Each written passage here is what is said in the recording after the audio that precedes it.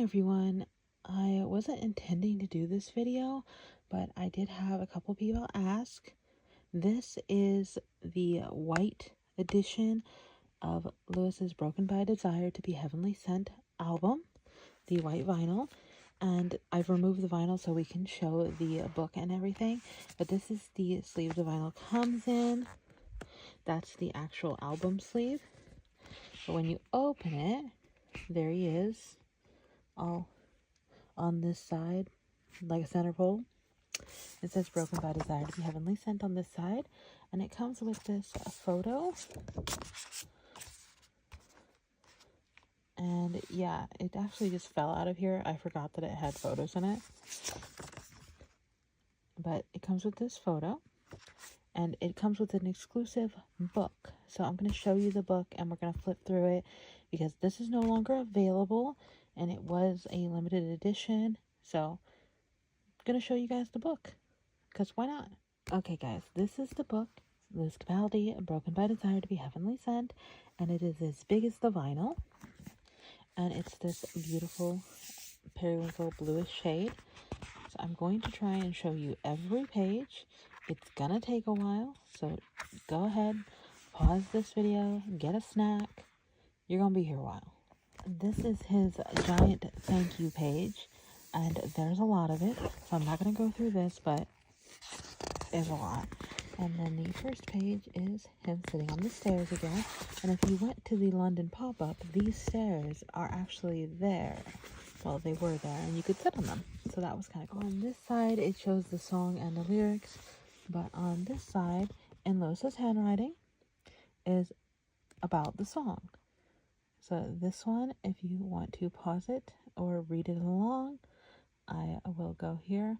It says, we wrote this in Scotland in an Airbnb in some guy's front room. It came together very quickly.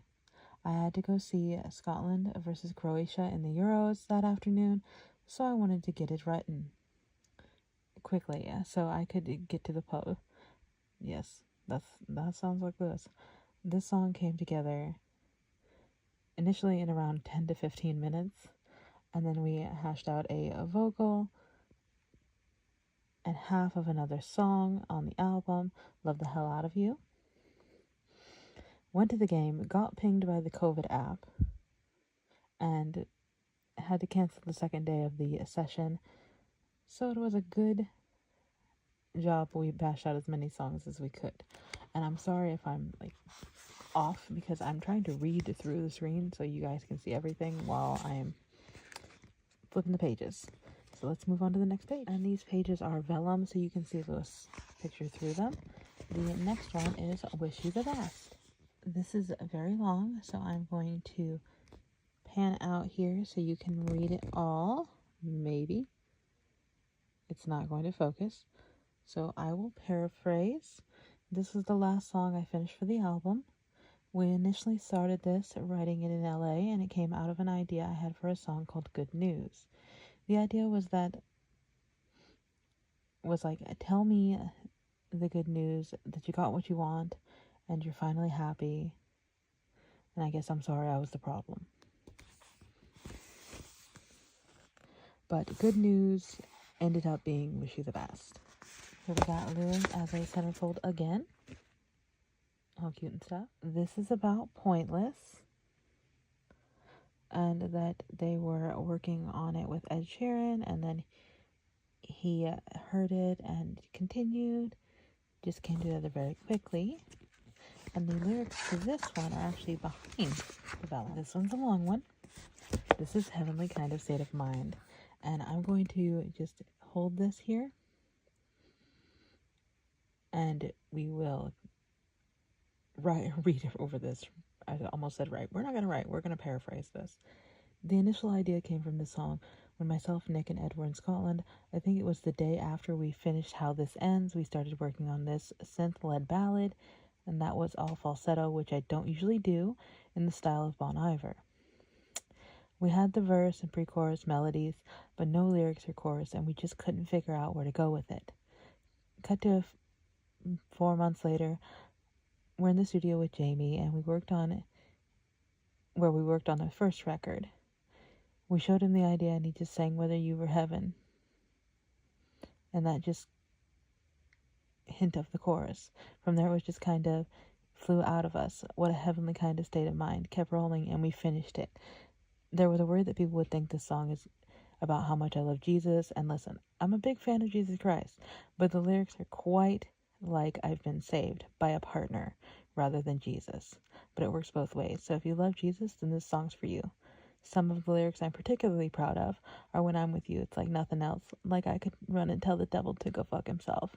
And I feel the rapture when I'm looking at you. You're the only reason that I keep believing. This is my favorite song on the album. This one is Haven't You Ever Been in Love Before? And it says, this was the first song we wrote for the album, written at the peak of lockdown. I had ideas for the melodies and verses inspired by the 1975. In the past, I've asked myself, could I imagine Adele singing this lyric when I'm stuck inside my own voice and I can't work it out? If something sounds good. I find it can be helped to write in someone else's voice or imagine them singing it. Matt Healy's a massive inspiration to me. I'm a huge fan of the 1975. Initially, it started a lot quicker, like one of their stripped back songs. Not quicker, quieter. Wow, I can't read today. Almost as if he's whispering. I took it to Nick and Ed and we bashed it out, and it was the first song for this album where I was like, I think we're onto something here.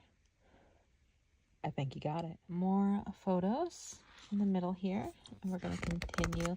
Like I said, this is going to be a long video, guys. This one's Love the Hell Out of You, and it says, we wrote this on the same day we did Forget Me, which was a very, very fruitful day, it turns out. We also did this one in an Airbnb in Scotland with Michael, Phil, and Fro from TMS. I came in at a point where Phil and Michael were playing with this idea of loving the hell out of someone. You love them so much, and they love you so much that they're taking away all of the shit that you're going through.